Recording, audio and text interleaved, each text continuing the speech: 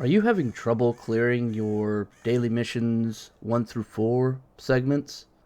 Do you want a plane that is pretty fun to play and will allow you to be a SEAL clubber at low tiers?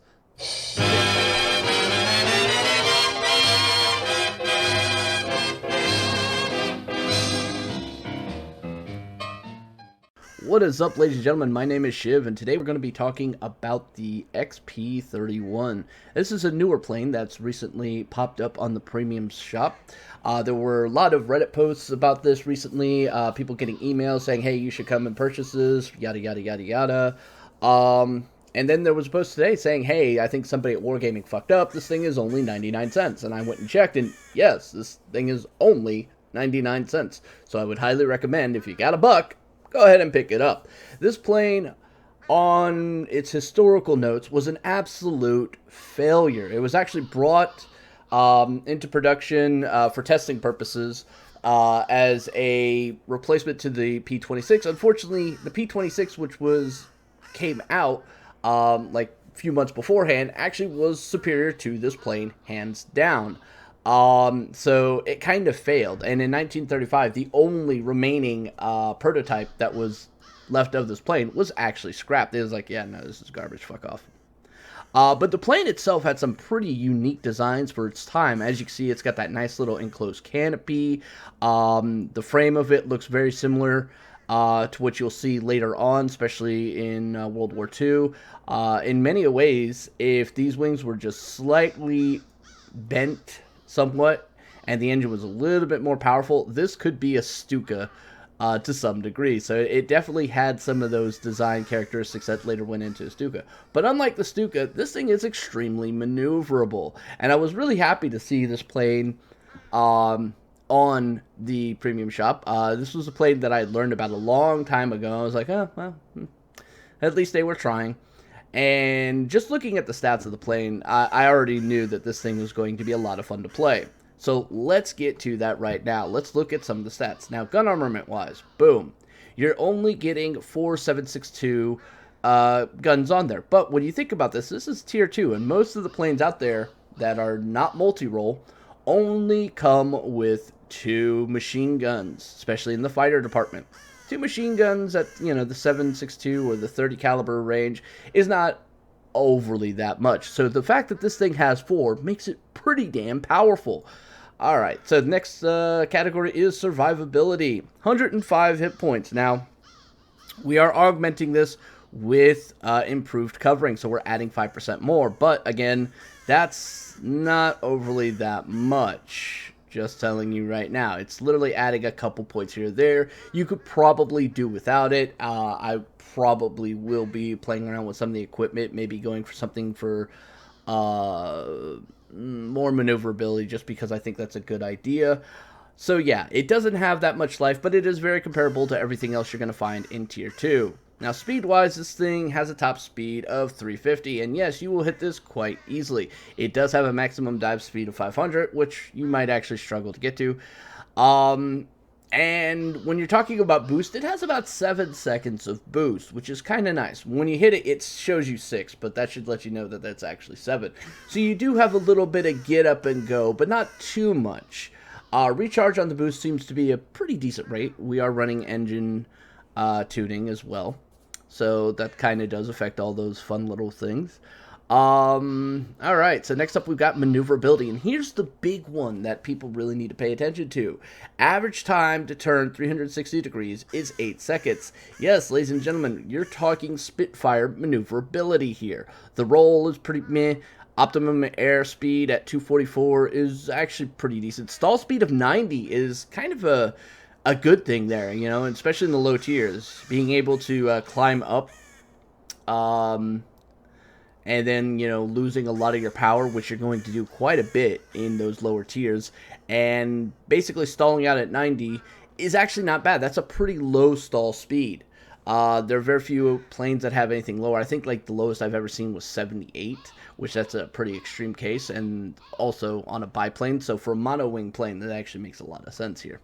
All right, altitude performance, 700 meters. A lot of the planes you're going to see in the tier 2 range is generally around 4 to 500. The fact that this can actually do above that is kind of a good thing. Now, let's talk about some upgrades here. Now, this is my base initial upgrade offering on any fighter plane that I do. You go with the lightweight airframe to reinforce maneuverability, because as a fighter, you want to be able to turn and, do all those other fun things. We got the improved covering, because this is just my default pick every time, because, well, more life is always a good thing. And we've got engine tuning, because speed does fucking matter. In truth, while playing this plane, initially I was very surprised by how nimble it actually was and how much power it was actually able to dish out. Like, seriously, it was pretty insane. But you know what? That's a lot of talky. We want to see some action, so let's get to that now, shall we? Alrighty then, so here we are, we're in a match, and in general, I like to go to, like, the northern airfield when I'm on this side, and it's only 3 points. It's a comfort pick for me. It's kind of just where I like going. Alright, so we're going to head over there, and you can see some of the speed here. We didn't boost that much. We've got, like, a little bit of boost, and it is good to use, but obviously not so much, right? You really want to use it in combat to get in and out and possibly make your turns a little bit tighter, etc., etc., etc. Or to close the distance before you can start firing onto a target. That way you can't really break off and get away. So we're coming in here, and we're waiting to see where the air defense fighters are, and we might even get some enemy planes coming in from their spawn, though I highly doubt it. They normally always go mid to south. They never go north for some odd reason. So as we're closing the distance, we get this one right here, and we're trying to figure this plane out. This is actually our first game. We have no universal ammo, and as you can see, we are actually having a hard time controlling getting onto it because we're just not used to it. Like, at this tier, you're not used to this much flexibility and movement. And the fact that this thing has flaps as well is also a little bit confusing. Tier 2 and having flaps, what the hell? But we start picking up what we need to be doing, and we start taking things out. We got 2 air defense kills right there. But you know what? Anybody can really kill air defense planes. It's when you start going after the bots and or the players is where a plane really starts to show what it's made of. Alright, so we're coming down here, and I see on the bottom right there, we've got 3 planes, one of which is a ground attacker. There's also a air defense fighter there. We got an air defense fighter in front of us, 2 multi-rolls. So we're going to go and kill this air defense fighter right here that's chasing. Just so we can make sure that the planes that were behind it can't get the easy kill and possibly cap, and that helps reset the cap. Now, again, our speed is going to become somewhat problematic as we're easily closing in on these biplanes and possibly overshooting it. And as you can see there, I was backing off the speed, and I kind of screwed myself in the process, but we did enough damage to the plane that it ended up dying. So now we have a head-on with a multi-roll. We shred most of his life. We're coming in on another multi-roll. You notice that we're not turning to chase everything. We're trying to go from target to target to target without burning off too much energy, and we drew a little bit of attention there, not too much. And we're going to get another kill, and we're looking for another target, and lo and behold, we've got 2 of them on our tail, one of which is an XP-31. Now, I know I have the same maneuverability as him since we're both in the same plane, so what I'm looking to do is basically put as much damage out before there becomes an issue, and he's trying to get a line on me to take me out, and he finally does. But as you saw there, we were able to put damage on 2 more planes to get the kill. And that's kind of the big takeaway there. Now, he dies too. My team was already on top of him, but unfortunately we ended up losing the middle. So we're going to be queuing back up at our original spawn point and going back in. Taking the middle is actually kind of an important thing for this map, and as a fighter, you're generally going to want to play a very defensive role from the middle. Okay, so we've killed 6 targets already just in that first life. That's actually pretty impressive. Now, 3 of them were air defense fighters. Let's be honest, ladies and gentlemen. Alright? But the other 3 were bots and or players. So, cool. Alright, so we're coming in, and we're looking around, seeing what we can see. What's the closest target to us? We've got an air defense fighter to the right. We got a multi-roll. We got another air defense fighter more to the mid. So we're going to actually kind of put ourselves into a position where we can intercept in multiple different angles. And I'm going for this player multi-role right there, and then I'm going to go after this air defense fighter. Each one of these is worth like 40 CP to the capture, and we just did about 80 right there, give or take. Alright, so we're going to put damage on one, and then we're going to go for another there. Get him super weak. And here we got another multi-roll. That's obviously a bot because he did not want to go for the ramming through, which would have been a good plan. Though, truth be told, I would have survived it. He would not. But I would have been really, really wrecked. And here we come to that situation again where there's a player who's noticed me and he's not overly happy with what I'm doing, and he is on my tail again. That's the second time he has gotten me, and I have not answered to that. So I'm a little annoyed at this point. And I'm forgetting one of the basic tenets of how to play this game. When you notice that there's a player who's actually relatively good, you need to pay a little bit more attention to them. This is a God's honest truth. Players who you know are good should always be dealt with as soon as possible, and then you focus on all the easy targets. And he is ahead of us by a significant amount, and I'm not overly comfortable with that. My ego will not let that stand. Alright, so we're coming back in, and like I said, this guy's got me twice. I'm not overly happy about it, so the first thing I want to make sure I do is find him and kill him, because that's just how we roll. We kill things that are obviously a threat to us. That should be pretty much basic knowledge for everybody. Okay, so we're getting in here, and there he is right there. We had to cycle through targets to find him. I'm going to close the distance, and I'm going to maintain a little bit of an altitude, but I'm also wanting to like build up the speed, coming in at a really fast attack angle. That way, when I have to make the turn, I'm good. Now he goes after another target, does not see me coming in on him, and look at this. We just wreck his life, and there's the Avenger. We love getting that. It's awesome. Now remember guys, this is a tier 2 fight, so even if I was to get like all the things like, you know, the grade 5 and 17 kills and this, that, and the other, it won't really count towards any epic medals because you can't get any epics at tier 2, only tier 4 and above.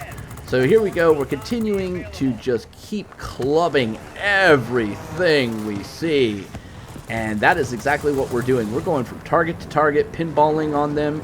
Hit a couple shots here, hit a couple shots there, boom, boom. And then moving on to the next target. And there we go. We've got a player multi-roll over the middle here. We're going to take him out. Takes a little bit longer on multi-rolls. They do have more life. And again, we are only rocking 30 caliber machine guns, but we are rocking 4 of them.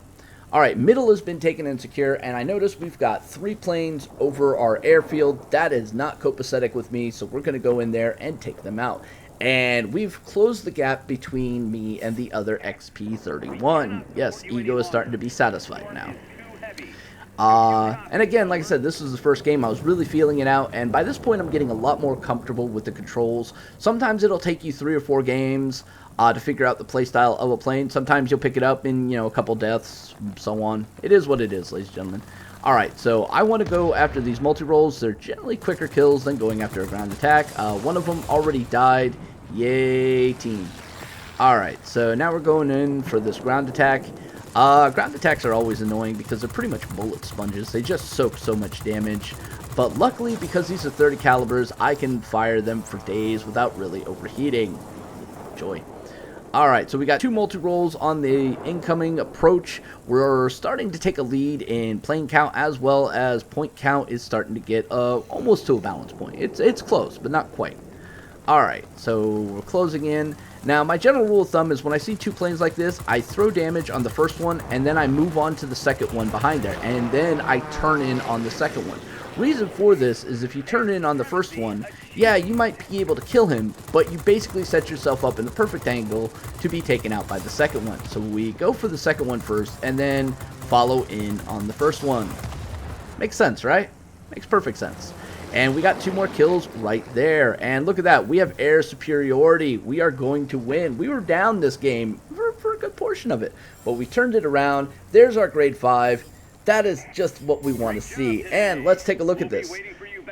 17,000 and 1,750. That is just awesome. And as you can see, this plane had some amazing results here. We had 17,420 combat points. And this was the first game in the XP-31, ladies and gentlemen. Mastery points, I hit 1750. Capture points earned in attack was 380. Capture points earned in defense was 200. We captured 3 total sectors. We had 4 assists. We shot down 17 targets. We did 1,331 aerial damage. And we were first in rank. That's actually pretty damn good. Now, money-wise, we made 69,782 because of premium, and we also made 4,070 experience, which, again, 2x experience plus premium kind of does help here. So, with that in mind, the plane did pretty damn good for its first time out, the first time I was using it. Now, I'm going to say this right now. If this plane had been a tier 4, we'd have gotten at least 1, 2, 3 different tokens that I could think of off the top of my head. One for Wing Legend, we would have gotten that one. We would have gotten whatever the... Actually, no, we were just shy of getting the fighter-specific token Epic Medal. And there's another... Oh, and we would have gotten the one for kills after the Squall line. So, and surviving.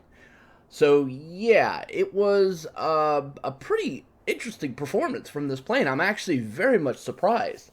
It's just a downright awesome plane. I highly recommend you guys check this thing out. It's a lot of fun. It is a Tier 2 Premium. Okay, let's reiterate that. Tier 2 Premium. But it definitely serves some good functionality. For those of you who've got those daily missions you're trying to complete, and you got that whole 1 through 4 ones you got to do, and it's always kind of a pain if you want to play it at 4. Well, now you've got the perfect Tier 2 Seal Clubber. And I do say this thing is perfect in so many ways. Alright? It is just down and out a very fun plane to play. So anyway, guys, that's going to be all for this video. If you like these videos, please like, subscribe, leave me some comments down below. Anyway, until next time, this is Shib saying stay safe, have fun, may our Jesus bless you.